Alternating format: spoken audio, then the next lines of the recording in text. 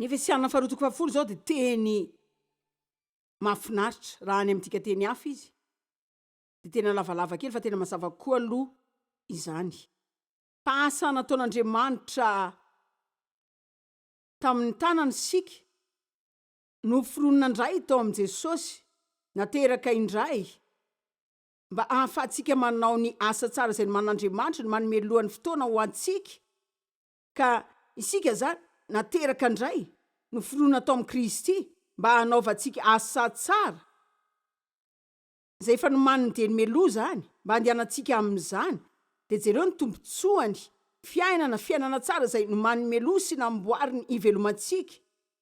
Ka Andriamanitra nampitao asy, nampanao ainy amin'ny fanomezana fo vaovao sy fanahy vaovao mba haniriko hanaovana zavatra tsara. Ka rehefa manao zany zavatra tsara zany a, de mivadika automatika ho any am'izany fiainana tsara zay tian'Andriamanitra iainako izany.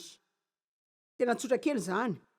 Rehefa mankatoa an'Andriamanitra ianao, de vao mainka tena miorom-paka manokana koa zany fankatoavantsika azy zany.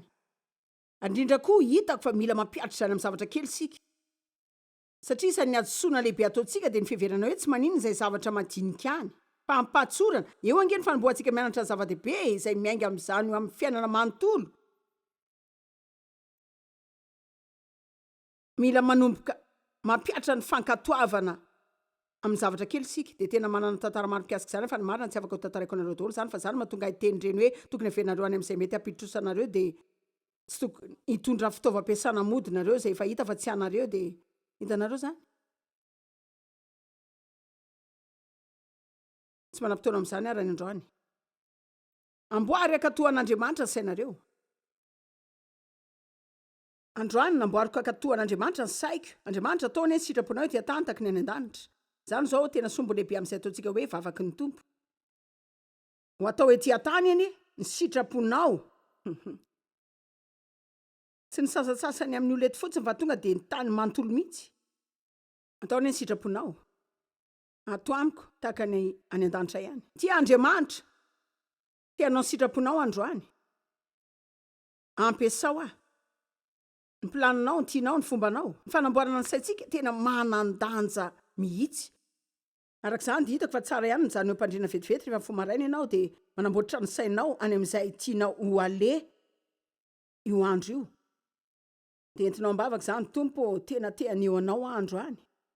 Tena tiana anaty tontolo feno fanahy masina.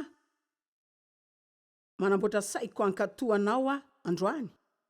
Ny fanamboarana ny sainao, ny zavatra voalohany mila ataonao ananana toetra tsara. De afaka manamboatra sainao amin'ny zavatra ianao zay mbola mety ho tonga any amin'ny ho avy azy. Hebreo 10:10. Fadimika hatramin'ny fahafito.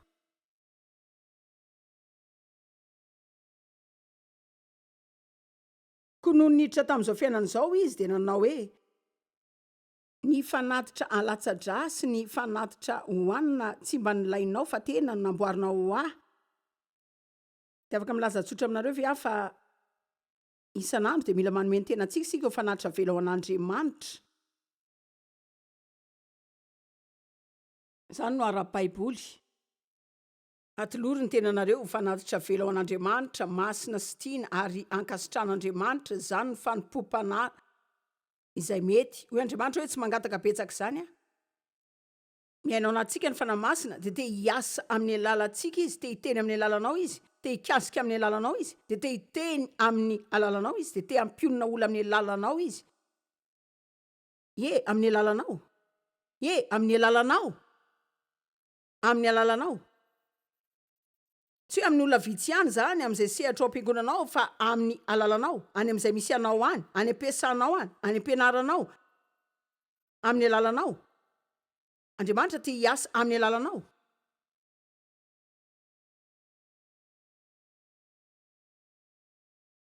Andininy fahafito de hoy za, ny tia tena tiako, tia tonga anao ny sitraponao ao Andriamanitra. Mba hanatanteraka izay voasoratra momba eo anatin'ilay boky. Tena tiako zany, re olona makafy fotoana foana isa-maraina asan-dratom-bony tananao de lazao hoe tia Andriamanitra. Intia tonga anao ny sitraponao, fanahy masina ampio ahy tsy avitsany tsy misy anao ah. tsy mahavita zany tsy misy anao fa ny foko de ny ankatoanao. Ny foko tianao zay tianao ataoko. Hitanareo raha manomboka aminao zany isan'andro nareo re olona tena anana saina voavoatra nareo fa rehefa tonga ny fankapana zay tsy maintsy ho avy zany de ho afaka nylaza ianao hoe tsy azahy fa nanamboatra saiko fankatoan'Andriamanitra. De zany no anafaka anao amin'ny mahirerenao, zany no anafaka anao amin'ny olona zay mitsara sy mitsikeranao satria za tsy te hiara iazakazaka amin'ny olona de anao zay rehetra sainy ataonao. Fa ilaza zavatra aminareo isika zao tena miaina anaty fotoana tena hoe mafakapana sy fahadisom-panantenana tena tsy mampino mihitsy. Tena tsy mampino. Fa mila tena feno ny herin'Andriamanitra isika. De mahalala ny tenin'Andriamanitra satria tsy afaka mahalala ny sitrapony isika raha tsy mahalala ny teniny aloha. Mila mahalala ny tenin'Andriamanitra isika. Ny iray amin'ireo zavatra tena tiako atao zao de mitsangana eto de miazona ambony ity baiboly ity. Tena tiako tanteraka mihitsy zany. Tena tiako mihitsy manandratra ambony ity eto de mamela ny olona rehetra maneran-tany ety an'izany hoe ato ihany misy zany rehetra zany de ny tenin'Andriamanitra.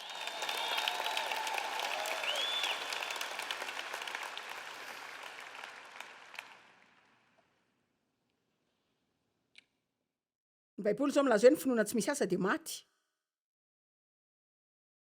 Ka raha manana finoana isika de ny vokatra natoraly ny finoana zany de ny faniriantsika ny haninao izay asain'Andriamanitra ataontsika. Hitanareo Davida, ilay mpanao ny salamo zay lasa hoe mpanjaka Davida. Izy de tena lehilahy magaga mihitsy. Ny marina ianao ve malala hoe ny baiboly. Tsisy afa-tsy olona ray ihany no tena maria amin'ny baiboly manokana de Jesosy zany. Asan'ny apôstôly 7:22. De misy tena mahagaga mihitsy. Lazainy zany hoe ary rehefa naisotra ny Saoly izy de nanandratra ny Davida ho mpanjakany sady nanambara azy hoe za nahita ny Davida zanaky Jese lehilahy araky ny foko zay anao ny sitrapoko rehetra anatanteraka fen'ny programako. De olona zay anao ny sitrapoko rehetra sy anatanteraka fen'ny programako. Hitanareo ny sasany amintsika te anao ny sitrapon'Andriamanitra mandra-pahazoantsika fitsarana sy tsikerakely avy amin'ireo namantsika de iverantsika amin'izay hoe mety efa tsy isan'ny ekipa antsony angambisika zao de miemotra. De hoe ianao hoe andraso vetivety aloha Davida aza tsy tena nanao ny sitrapon'Andriamanitra rehetra zany hoe izy zao efa tafiditra tamin'ny fitsangatsangana efa namono vadin'olona ihany koa azy izy. Davida tena nanao zava-doza mihitsy. Zavatra izay tsy tokony nataon'olona mahalala an'Andriamanitra tahaka azy mihitsy. Ary tena nosarona nandritra ny taona ray zany sady sany natrehana akory. Ary tena niafara tamin'ny fahadisom-panantenana lala mihitsy ka ahoana nilazan'Andriamanitra ty ilay olona araky ny foko sady anao ny sitrapoko rehetra. Satria raha araka izany Davida tena nanana fo zay tena tia nanao ny sitrapon'Andriamanitra na de tena be korotana sy lavo azy izy matetika ny azy zany ny toe-pony de hoe te hanao ny sitraponao de zany tiako mba ho azonareo ihany koa androany. Ampahitsiana zany no tena zava-dehibe zay tena tiako apetraka aminareo androany de ny hoe mila maniry anao ny sitrapon'Andriamanitra isika. Tsy mananteny zany ilatsaka ho azy amintsika na hitrangatranga ho azy eo fa mitady ny sitrapony isika mivavaka ho an'ny sitrapon'Andriamanitra de mitady izay anaovana izany ka raha sendra fahalavony isika tonga de miarina aingana de manomboka andray de laza zavatra aminareo koa zay tena mampiavaka ny Davida ianareo avy e. Tiako hoenonareo zao satria isy olona andray zavatra avy amin'ity zao. Tiany isan'ny zavatra nahatonga ny Davida ho niavaka mihitsy ka na de Andriamanitra aza nasanylaza hoe ty de olona araky ny foko. Hainy hoe ahoana ny fiarina raha toy tsy fahalavona.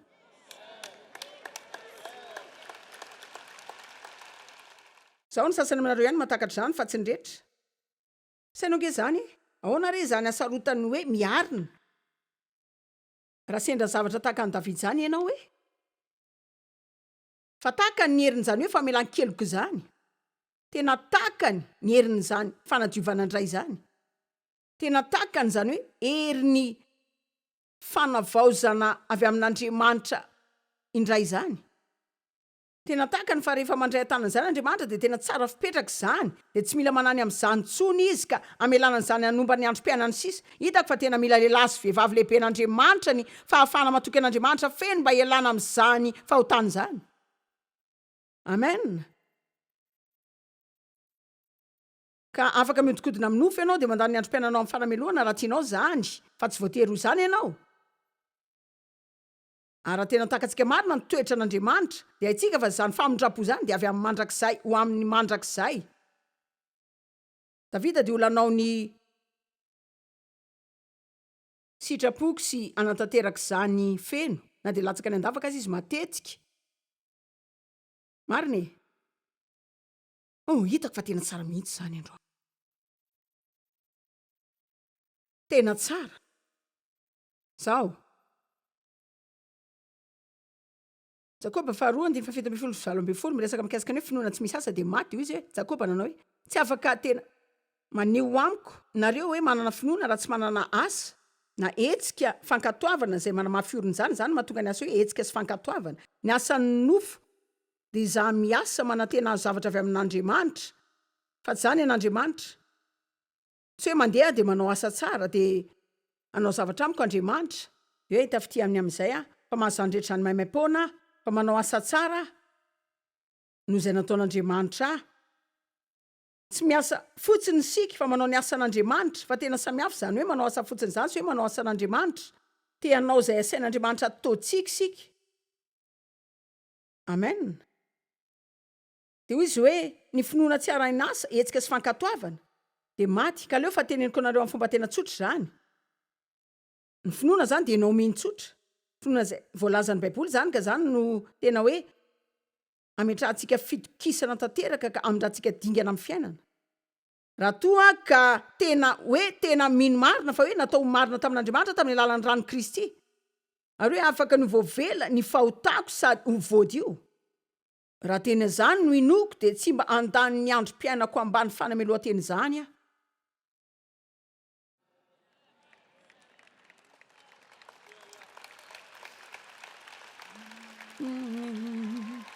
Mety mitaky fotoana zany fa ho tonga eo ihany ianao.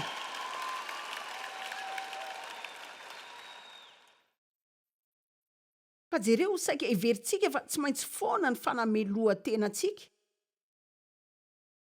Zany zao tahaka ilay reny izay mihevitra fa tsy maintsy anany amin'ny zanany foana izy. Tsy hita toeran'izany ianao anaty Baiboly milaza hoe tokony hatsiaro meloko ianao. Dia zao zany zao tahaka ny hoe hafahafa zany, tahaka ny hoe zao tsy haiko aloha Joyce fa ohatran'ny tena hafahafa zany. Rehefa mahatsiaro mibebaka ianao, ny fibebana dia zavatra hafa, fa ny heloka sy fanamelohana koa mbola zavatra hafa.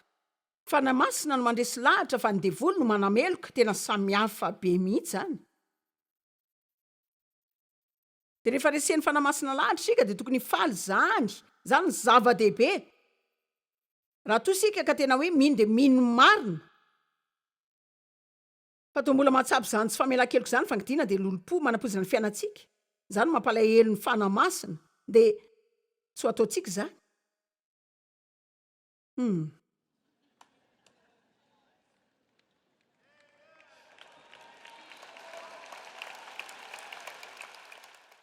Joyce tsy hainao mihitsy zay zavatra nataony tamiko, tsy manino zay nataony tany, tsy milaza hoe tsy manino zay marary anao, fa nilazaiko dia hoe tsy ahita ivoahana ankoatra ny plan'Andriamanitra ianao.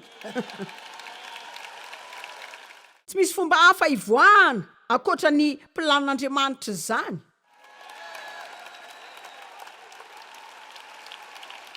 Sika tsy mahavaly fatiny devoly amin'ny fanaovana toetra tahaka ny devoly zany. Marina izao. Sika mandresy ny ratsy amin'ny tsara, izany zao isan'ny zava-miafy ny tenin'Andriamanitra.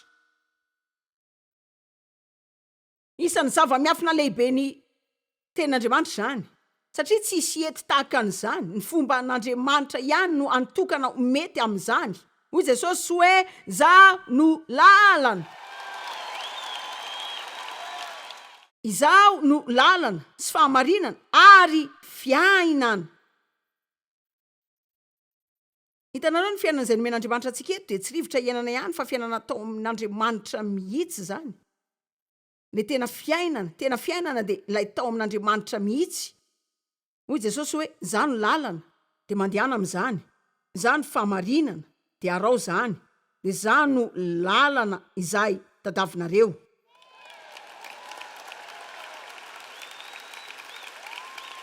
Ilay fiainana. Raha tena mino marina ianao ka tena mino marina fa ny fihazonana teny dia tena manan-danja. Hoe ny fihazonana ny tenitsika dia tena manan-danja. Fa ny fanaovana izay lazaintsika amin'olona fa ho ataontsika dia tena manan-danja. de tena ataontsika zany de mivoady amin'ny fotsika sika de tsy miova zany lazainy baiboly manaova voady amin'ny fonao de aza miova raha miteny hafa zany raha manome tenao amin'njavatra ianao na de mandratra anao azy zany sady sarotra koa sady mafy aminao miazona ny teninao ianao tsy mialana mihemitra amin'izany milaza aminareo zao sika zao de miaina anaty fiarahamonina tsy de manome lanja loatra zany fiazonana ny teniny zany ny ankamaroan'ny olona zany hoe tsy manome lanja mihitsy zany hoe mba hatoky amin'ny zavatra kely zany raha tena mino marina sika fa manandanja zavatra zany rehefa tena mino marina sika de zany lasa ataontsika avy eo ka de tena samylaza hoe raha manana fahasarotana amin'ny famelan-keloko ianao de mandehana miverina amin'ny teny de manombo mianatra ny rehetra lazay mikasika zany famelan-keloko zany de avy aloha ny ositra zay eo amin'izany teny zany no mampiakatra ny finoanao ka rehefa mafy tsara zany finoanao zany tsy ho sarotra ny anao an'izany mitoetra atsika no manohatra ny fiainantsika rehefa tena mino tsara sika de lasa miaina tsara ihany koa miaraka amiko venareo eny ary ndao ary sika ho any amin'ny taridalana afakely vetivety maninona ary ny olona no mahita hoe tena sarotra zany mino zany zao za zao manana fo mafy taloha ny olona zay nararotina matetika saiky mefara amin'ny fo mafy foana lasa misy olatra ao amin'ny toetranao ao sy ny ao am-ponao satria ianao zany efa tena leon'ny voaratra foana de hoe voailika de ho ararotina tsy rampiasaina de ny fanolian'ny olona marobe reo olona zay tsy manaiky anao araky ny mahainao anao zay miezaka ny manao anao olona izay tsy anao kory zany zao tena manamafy ny fonao mariny zany ny fahadisopana tenanao betsaka an'Andriamanitra mety anome fo mafy fo anao de hitanareo raha diso fanantenana amin'Andriamanitra sika de tsy adotsony zany akory fa ilay fiandradrantsika azy mihitsy no amin'ny fahafa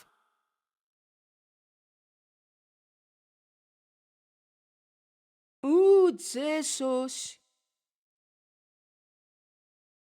ianao rehefa miaroaro loatra amin'izao tontolo zao tena hanamafy ny fonao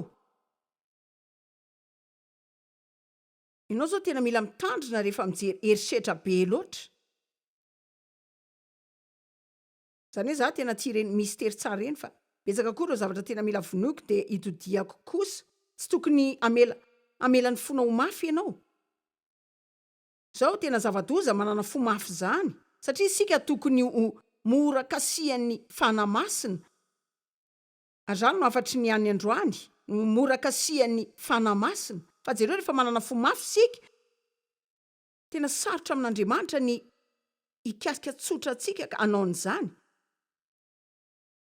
matetika sika mila tena latsaka anaty olam-piainana mihitsy mialohan'ny alalatsika hoe tena misy tsy mety zany reo olona zavatra mandeha daholo ary reo ko fa inona zao tsy mety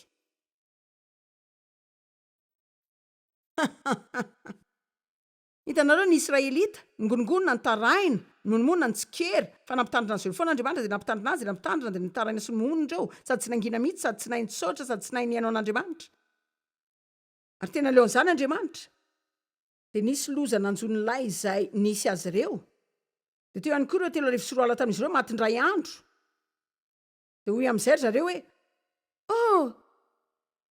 tena nanoto zay zao zany zao ka fanambarana tsy voatery ho fatiny olona telo arivo sy roa alina zay vao mba nahazo zany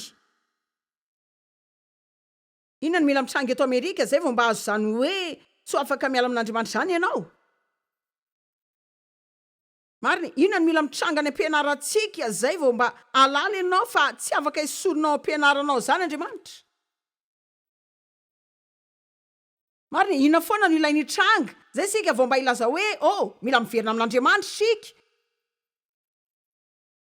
fa jereo raha tena mora kasihan'ny fanahy masina sika tena zany mihitsy tena manandany zany hoe manana fotsotro anaty an'Andriamanitra zany raha mora kasihan'ny fanahy masina sika tonga sika de analy zany avy hatrany tahakany hoe badraso kely aloha tsy tian'Andriamanitra zany ndao hiala amin'izany sika de tsy mila mandeha ny an-dalana ena mandritra ty taonty hoe mahonena sy mikorotana mialohan'ny amatarako fa Andriamanitra kay tsy faly amin'izay zavatra mitranga amin'izao fiainana zao mariny moe fideran'Andriamanitra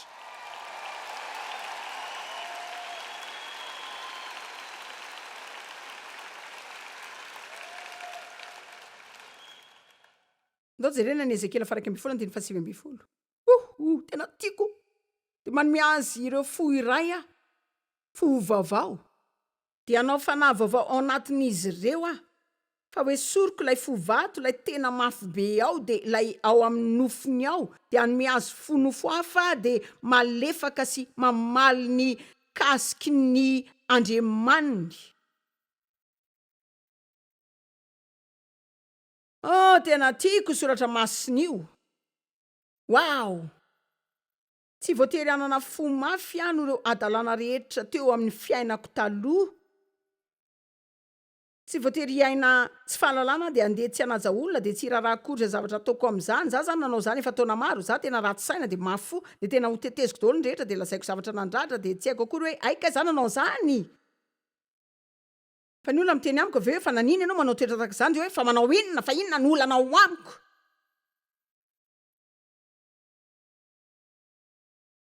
Misy olona efa tena tahaka izany ve aminareo tahaka ny hoe tena ianao zany tena tsy mahatakatra mihitsy hoe tena tsy azonao mihitsy zany hoe ohatrany hoe fa inona ny olanao. Re olona tena haiko zany rehefa nandratra olona. Haiko zany hoe manomboka milaza zavatra izay tsy tokony lazaiko zany ary raha tsy tonga de azoko eo-mpanaovana zany. Re olona raha tsy vita anaty 2 na 3 minitra zany de tena hoe re olona. Za taloha tena ratsy saina sy tsy nanaja vadiko nefa tsy nanan'olana tamin'izany akory.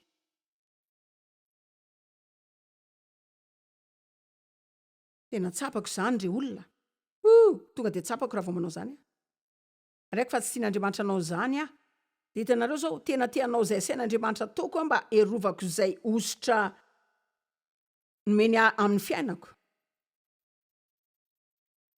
Hitanareo raha omentsika lany zany fanatrehan'Andriamanitra amin'ny fiainantsika zany, zay fanakakezan'ny fanahy masina de lay ositra zay hita amin'ny fiainantsika, isika tsy manao zavatra zay tsy tiantsika atao zany fa zay hitantsika fa tsy rariny, zay hitantsika fa tsy marina no isika matoky an'Andriamanitra feno mba halalana raha izany no asain'Andriamanitra atao de zay ihany no ilaina ataontsika.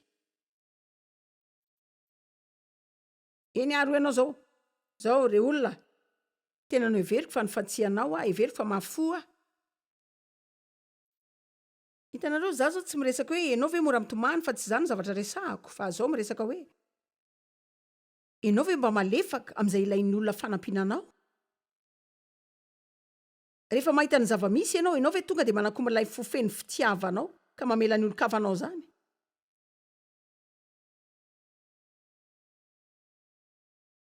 Sa ianao no mamaly, isika ve mahafoy zavatra zay tiatsika sa de ilay mitady tombony foana ny amin'ny fanampinareo olona zay hita fa mily zany. Hoina hoe zao eny ary tena mila mitsotra fotsiny ary Joyce tena mety tsy any amin'ny tokony isy fa ohatran'izany daholo angentsika. Tena tsy aleo miteny hoe eny ary raha te hiodiny eto ary zao ka mba ho any amin'ny lalana tokony alehako inona no afaka ataoko. Zao ary ny zavatra voalohany lazain'i Jesosy ao Matthieu 20. Mankanesa tsy amiko nareo rehetra izay miasa fatratra sy mavesatretana fa zany no menareo fitsarana. Entony ziogako de menara amiko fa malemy fanasy sady tsy miavonam-poa no tsotra sy malefaka. Za tsy mandatsy mafo maranitra na manery. Tena tiako zany. Hoy izy hoe meraha amiko de hianatra nareo ny amin'izany hoe mivoaka eny amin'izao tontolo zao de manana toetra tsotra malefaka manery tena de zany hoe tena mihevitra ny afo zany. Za tsy mandatsa na mafy maranitra na manery zany. Jesosy tsy mba mandalo olona mila azy zany ka hoe tsy miraharaha azy. Raha tena tia azo fianarana maro ianao aza mianatra ny dingana nandianany fotsiny fa ianary koa zay nijanonany rehetra. Satria moa izy ilay nandehandeha be foana de tena nanana tanjona foana koa izy. Tena nandehandeha izy nefa nanao zavatra foana fa tena nanana fotoana ho an'ny olona zay voaratra foana izy.